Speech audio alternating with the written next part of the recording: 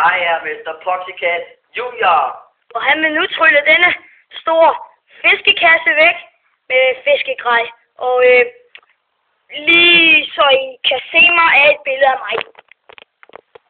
Sådan. Nu skal vi fokusere på Rasmus, som nu vil... Jeg mener, hans rigtige navn, Poxycat Junior, så nu vil trylle denne kasse væk. Er du klar, Junior? Så begynder vi. Jeg er bare det. Han gjorde det. Den er væk. Hvad er der måske med ham? Hvad kan han finde ud af, hva'? Hvordan gjorde han lige det? Og nu vil han trylle den tilbage på kun 4 sekunder. Det er jo helt utroligt. Hvad sker der for ham op i hans hoved? Han kan jo trylle, mand. Han skal da helt klart ind på YouTube.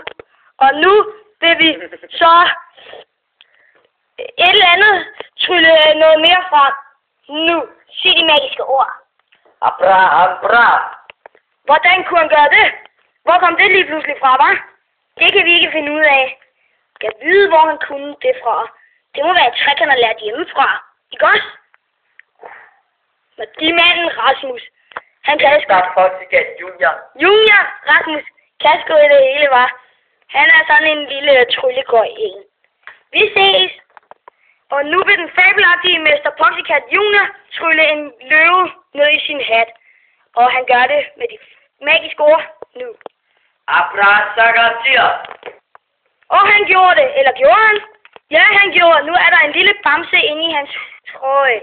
Mener jeg. Og nu sparker han den væk, hvor han er sur. Og hvad vil han nu lave, den store mægtige Poxycat Junior? Hej. Ja.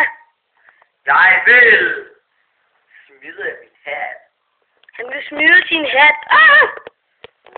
Han vil smide sin hat. Det var nok til denne gang. Vi sender den ind på YouTube, og så vil vi gerne have, I ser os. Nu. Thanks for watching. No problemo, dude.